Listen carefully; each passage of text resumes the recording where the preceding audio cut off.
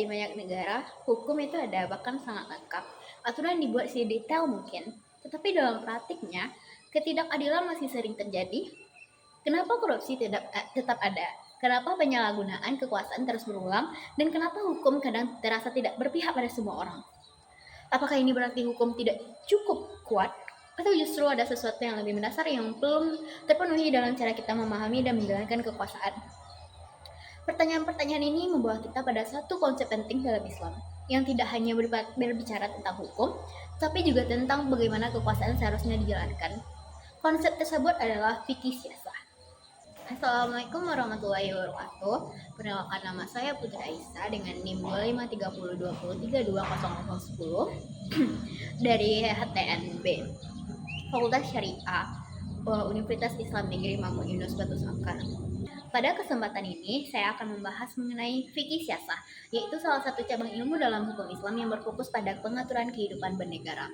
Topik ini menjadi sangat relevan untuk dikaji, karena dalam realitas kehidupan modern, persoalan mengenai kekuasaan, keadilan, serta tanggung jawab pemimpin masih menjadi isu yang terus berkembang.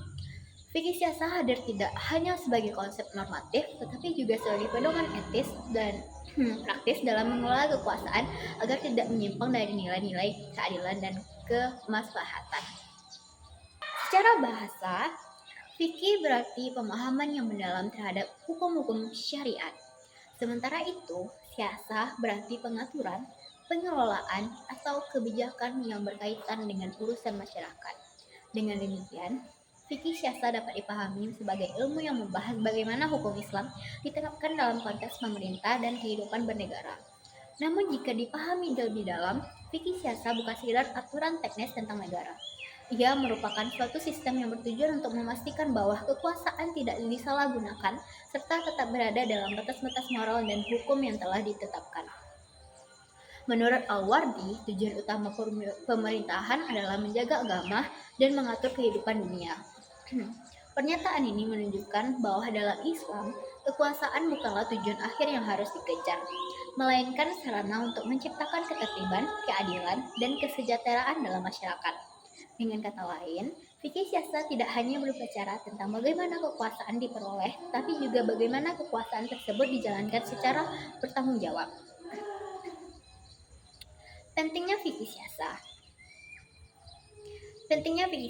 Jika kita melihat berbagai sistem politik di dunia, sebagian besar pembahasan seringkali berfokus pada proses memperoleh kekuasaan, seperti pemilihan umum, sistem demokrasi, atau legitimasi politik. Namun, fikih siasat menawarkan perspektif yang berbeda. Ia menekankan bahwa persoalan utama bukan hanya bagaimana seseorang mendapatkan kekuasaan, tetapi bagaimana kekuasaan tersebut digunakan setelah diperoleh. Sejarah menunjukkan bahwa banyak permasalahan dalam negara bukan muncul karena tidak adanya sistem, melainkan karena penyalahgunaan kekuasaan oleh pihak yang memegangnya. Oleh karena itu, fikih siasat hadir sebagai mekanisme untuk mengontrol dan membatasi kekuasaan agar tetap berjalan sesuai dengan prinsip keadilan dan tanggung jawab. Ruang lingkup fikih siasat. Dalam kajiannya, fikih siasat mencakup beberapa aspek penting yang saling berkaitan. Yang pertama, siasat dusturiyah, konstitusi dan dasar negara. Siasat dusturiyah berkaitan dengan dasar-dasar negara, termasuk bagaimana hubungan antara pemerintah dan rakyat diatur. Dalam aspek ini dibahas mengenai bentuk pemerintahan, pembagian kekuasaan, serta hak dan kewajiban warga negara. Keberadaan aturan yang jelas sangat penting untuk mencegah terjadinya penyalahgunaan kekuasaan. Tanpa adanya batasan yang tegas, kekuasaan cenderung berkembang menjadi otoriter. Dalam konteks modern, konsep ini dapat dibandingkan dengan konstitusi atau undang-undang dasar yang menjadi landasan utama dalam penyelenggaraan negara. Yang kedua, ada siasat tanfidiyah, yaitu pelaksanaan kekuasaan. Siasat tanfidiyah berkaitan dengan bagaimana kebijakan dijalankan oleh pemerintah. Pada tahap ini, peran pemimpin menjadi sangat penting karena mereka memiliki kewenangan untuk mengambil keputusan yang berdampak langsung pada masyarakat. Dalam fikih siasat, kekuasaan dipandang sebagai amanah, sehingga setiap kebijakan harus didasarkan pada kepentingan umum. Penyimpangan dalam pelaksanaan kekuasaan seperti penyalahgunaan wewenang atau kebijakan yang tidak adil merupakan bentuk pelanggaran terhadap prinsip dasar Islam. Yang ketiga ada siasat qadaiyah atau peradilan dan penegakan hukum. Siasa Qadiyah membahas tentang sistem peradilan dan bagaimana hukum ditegakkan. Dalam hal ini, hakim dituntut untuk bersikap independen, adil, dan tidak memihak. Keadilan merupakan prinsip utama dalam sistem hukum karena tanpa keadilan hukum hanya akan menjadi alat kekuasaan. Oleh karena itu, setiap individu harus diperlakukan sama di hadapan hukum tanpa adanya diskriminasi. Yang keempat ada siasa maliyah, yaitu keuangan negara. Siasa maliyah berkaitan dengan pengelolaan keuangan negara. Dalam perspektif fikih siasa, harta negara merupakan amanah yang harus digunakan untuk kepentingan masyarakat. Pengelolaan yang tidak transparan atau penyalahgunaan keuangan negara seperti korupsi dapat merusak sistem pemerintahan dan menimbulkan ketidakpercayaan masyarakat. Yang kelima, ada siasa dauliyah, hubungan internasional. Siasa dauliyah membahas hubungan antara negara dengan pihak luar. Dalam Islam, hubungan internasional harus didasarkan pada prinsip keadilan, kerjasama, dan perdamaian. Konflik dihindari sebisa mungkin, dan penyelesaian melalui diplomasi menjadi prioritas utama. Prinsip-prinsip dasar. Fikih siasa dibangun di atas prinsip-prinsip yang menjadi landasan moral dan hukum dalam menjalankan pemerintahan. Pertama, keadilan yang menuntut agar setiap individu diperlakukan secara setara. Kedua, amanah yang menekankan bahwa kekuasaan harus dijalankan dengan penuh tanggung jawab. Ketiga, musyawarah yang menunjukkan bahwa pengambilan keputusan tidak boleh bersifat otoriter. Keempat, kemaslahatan, yaitu bahwa setiap kebijakan harus bertujuan untuk memberikan manfaat bagi masyarakat. Prinsip-prinsip ini saling melengkapi dan menjadi dasar dalam menciptakan pemerintahan yang adil dan berintegritas. Contoh kasus.